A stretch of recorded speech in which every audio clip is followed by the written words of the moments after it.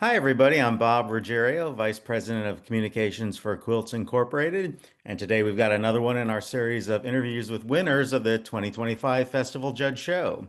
Today we're going to be talking about the eQuilter.com Master Award for Machine Artistry.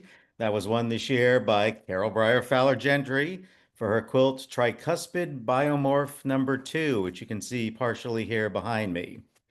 So in her artist statement, Carol says, for this quilt, I resurrected some designs I drew in 1995 based on doodles inside radially symmetrical hexagons.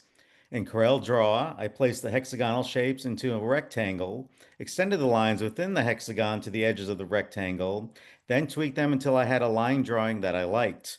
I filled the spaces between the lines with color gradations and images of fabric I hand painted with dye. And the hummingbird was added just for fun. So welcome, Carol. Hi, it's good to be here. Absolutely. Congratulations on the award. Thank you. Well, it's always gratifying in such a big, wonderful show to receive any award, so I was thrilled. That, that's wonderful. So tell me a little bit, I'm sure everybody wants to know a little bit about the background and the design process. And I'm particularly interested in you going back to, nearly 30-year-old drawings to inspire something today. Right. Well, let me share my screen and just kind of show you because it's when I describe it, I'm not sure everybody really understands what I'm doing. Absolutely. So, uh, let's see. Well, that should be it. Oh, there we go. There we go. Okay, so I started out with a line drawing that I did 30 years ago for a small quilt. And that's a basic rectangle. And when you have rectangles, you can make them like traditional quilt blocks and make them into medallions.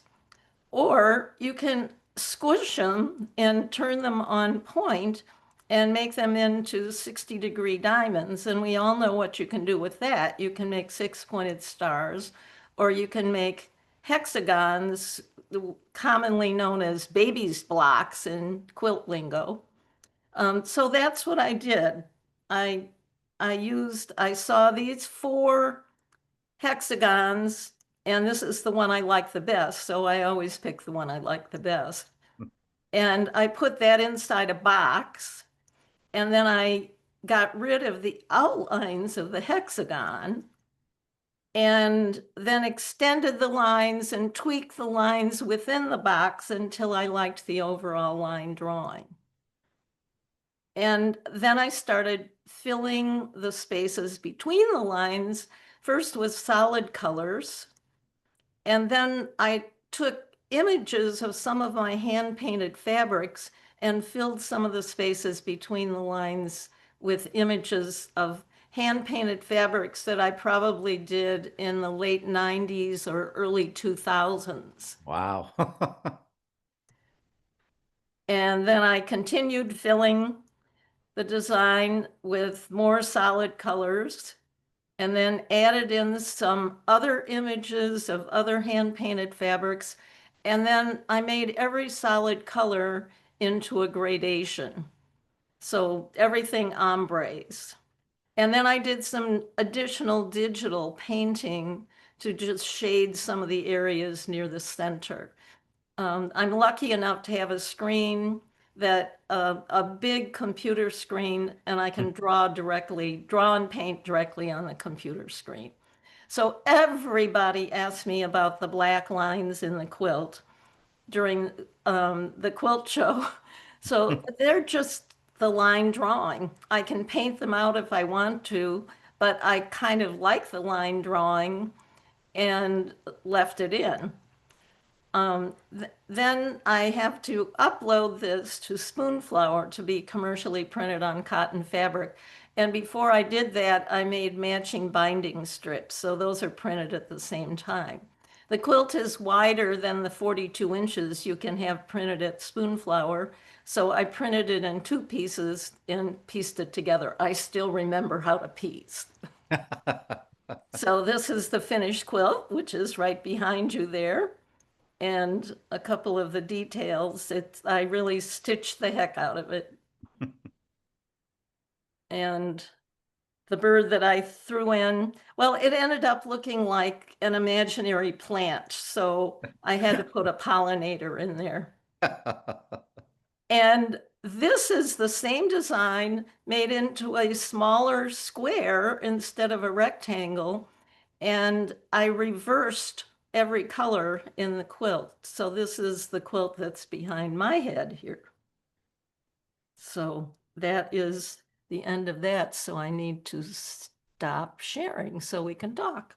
That is really really fascinating. I mean, you doing so much on the computer. What kind of freedom does that give you to just make whatever comes into your head a reality in a quilt? Well, I've been working. I got my first computer in 1990, and I've been doing whatever I could on the computer since then. And of course, as computers have gotten more sophisticated and I've learned more, I've been able to do more of the process on the computer. So that's not a new thing for me. What is new is being able to print what I create on the computer onto cotton fabric. I Hmm. started printing on my home inkjet printer back in 2000 and even wrote a book about printing fabric on the computer printers, but then you're limited to the width that you can print on a home printer. And so I was still projecting my designs onto freezer paper and cutting up my hand-dyed fabric and the fabric that I've designed for Benartex, always using my own fabric. But of course, if you cut into a hand-painted fabric, that piece is used up. You can't use it again. And by filling my design with images of my hand-dyed fabric, if I want to use it more than once, I can. If I need it a little smaller to fit the template or a little bigger to fill the template, I can make it anything I want. So I guess what I've evolved to is not only using my computer as a design tool, but being able to control every element of it and every color and gradation just the way I like it.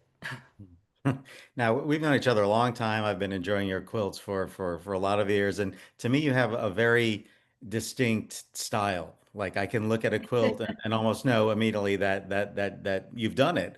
And I'm kind of wondering, do you get that a lot from people that they know Yeah, your style, they know your quilts? I do. And I guess other people notice that you have a style before you notice yourself. I keep thinking I'm doing something new and different, but I guess what's common to most of my work is using these gradations that create the inner glow.